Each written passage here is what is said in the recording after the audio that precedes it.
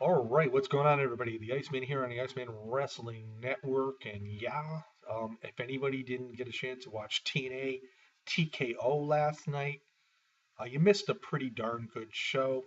It wasn't all about the knockouts throughout the whole show.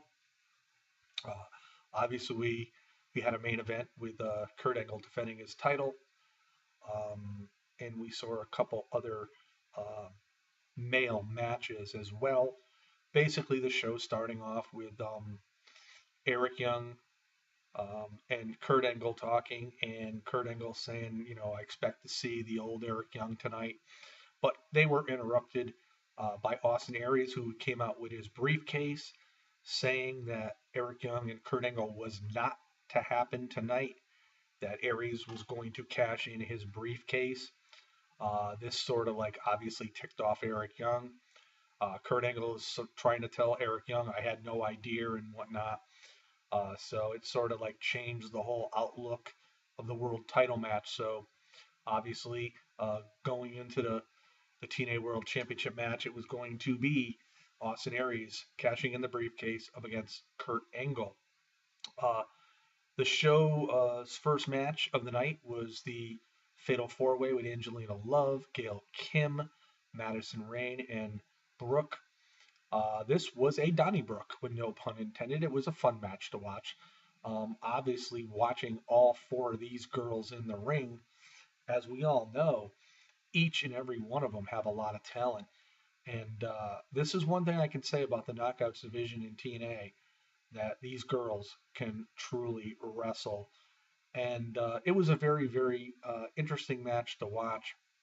But all in all, um, Brooke came out on top after giving the Brooke Shocker to Madison Rain, and she is now the number one contender to face the Knockouts champion, whomever that may be, tonight after Awesome Kong, the challenger, goes up against the TNA World Knockouts champion, TARYN Terrell. So that wasn't too shabby there, guys. We saw some segments here last night, but also we saw the Rising come out and make a challenge to the Beatdown Clan, and basically it was going to be a one-on-one match. It looked as though that MVP was going to be the singles guy in the match, but it turned out to be Kenny King going up against Micah. A pretty good match, actually. The Rising has looked pretty good. It came down to the point where Micah ended up defeating Kenny King, and then the Beatdown Clan came in and they started destroying Micah. Uh, Drew Galloway and Drake came in afterwards to help out Micah. Loki was there.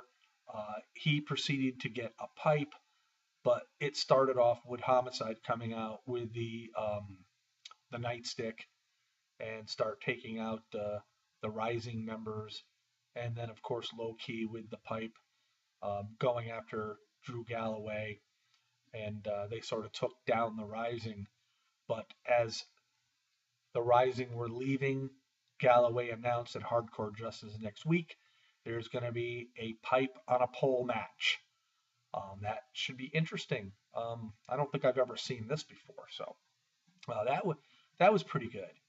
Um, Also, last night uh, we saw a segment with Ethan Carter III making a huge announcement, coming out with Tyrus with balloons and whatnot, and basically standing at a pedestal like he was the president of the United States, and announcing that uh, this year was EC3 2015. He's going for the gold. And I did read some articles that the TNA wrestling promotion has plans to push Ethan Carter, which it would be about time in my eyes.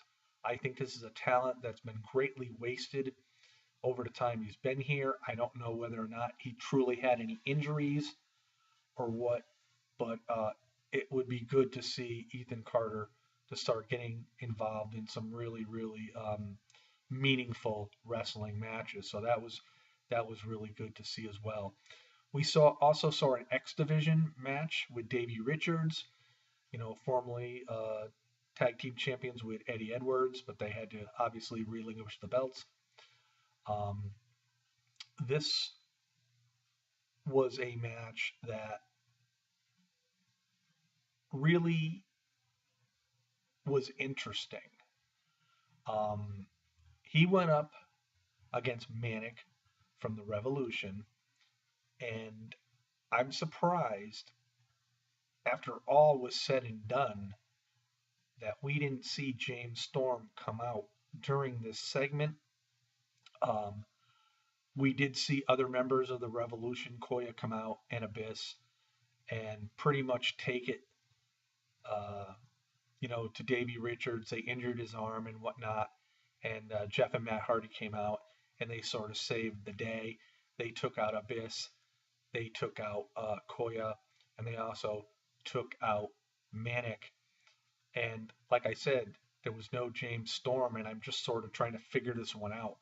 But anyway, it just was, I think because this night was based on the knockouts, there's only so much they could do with the knockouts, so they had to have time to fill. And between the segments and some of these men's matches, they did fill the void there. So that was pretty interesting as well. We also saw a segment with Magnus coming out, introducing Mickey James. She said she had an announcement to make, so she basically stated to all the fans that she loved being a performer in the ring, but she knew it was time. She has something else that is number one in her life, and that's her child, Donovan. And so she announced that she will no longer wrestle. And then we heard the Revolution's music hit, and here comes James Storm. And this has been something that's been going on the last couple weeks, and I'm still not sure where they're getting to going to. But he cut a promo, and this is what I was saying. It's interesting because he didn't come out with the Revolution earlier, but he came out here on his own, and it's almost like he was a face, but something's up. He basically told Mickey, that she loves performing in the ring and whatnot, and he convinced her, as well as getting the fans to chant one more match. He convinced her to wrestle one more match, but it wasn't to be that night. He left the ring. Magnus was a little confused, talking to Mickey afterwards, saying, I thought we already discussed this. And Mickey said, well, it's just one more match. It's not going to hurt. You're behind me, right? And he, of course, said yes. But I'm just curious to see what's to come after that. I thought that was pretty interesting. We also saw the debut of the Dollhouse, Jade and Marty Bell. Um, Interesting duo, if I must say. Jade went up against Laura Dennis. As everybody knows, Laura Dennis is the former Cherry Bomb, very, very well known in the indie circuit. Um, it was interesting because the Dollhouse really, really intimidated Christy Hemme as ring announcer. Um, so Jade went up against Laura Dennis, and it got to the point where uh, they went after the referee. Um, this was like totally I didn't expect. So anyway, the referee disqualified Jade and gave the decision to Laura Dennis by disqualification. It was an interesting match to watch. You'd have to watch it. And when Christy and Hemme announced that Laura Dennis won by DQ, the Dollhouse turned on Christy, and they just destroyed her, throwing her into the side of the ring, throwing her into the side of the ring steps. I mean, on numerous occasions. And then they took the jawbreaker and shoved it in her mouth.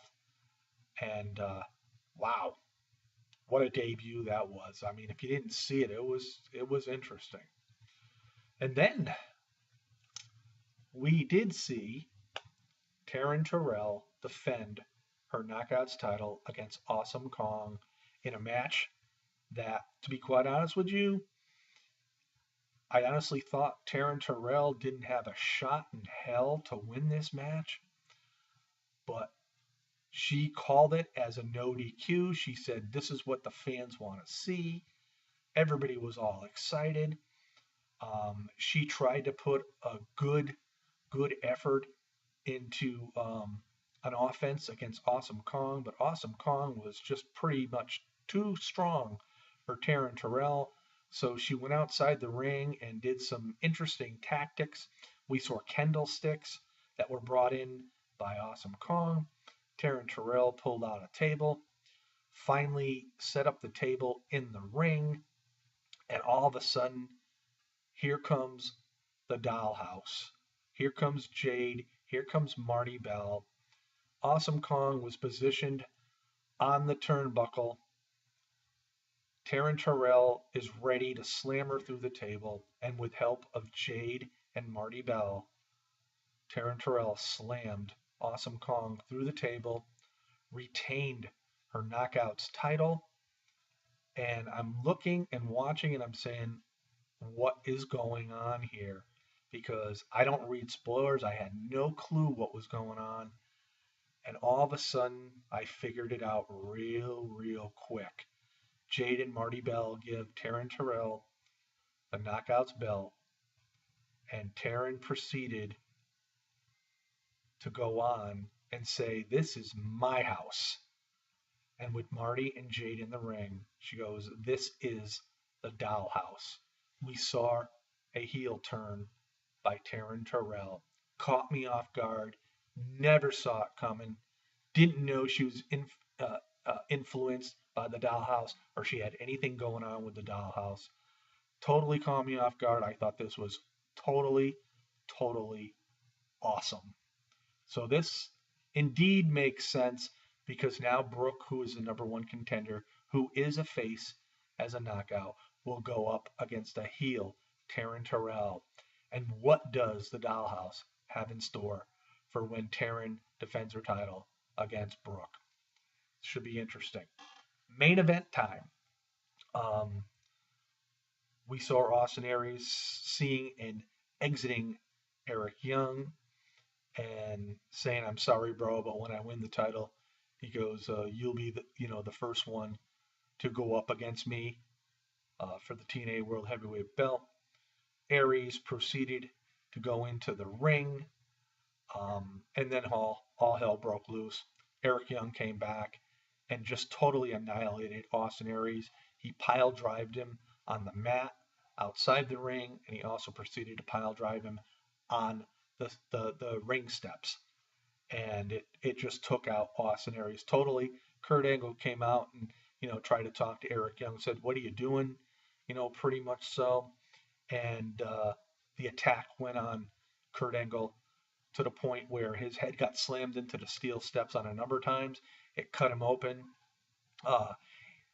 Young took off the knee brace from Kurt Angle, and then he had his brace that he always has. He flipped it around, and he put the figure four on Kurt Angle, and security and referees tried to break it up. They couldn't, but there was never a world title match because Eric Young had snapped. And after TNA went off the air, we saw video clips, if you went to TNA Impact Wrestling, of Austin Aries being taken out on a stretcher. So I thought overall it was a pretty good show. There was a lot of things that I never thought were going to happen. I thought TNA did a great job. Again, I did think some of their segments were a little bit too long, but again, they were meaningful. And next week is Hardcore Justice, and I'm looking forward to that pipe match as well as whatever else goes on. So this is the Iceman here on this Saturday afternoon on the Iceman Wrestling Network. Guys, enjoy. If you're into TNA, find a way to watch it because I don't think you'll be disappointed. Peace out, everybody.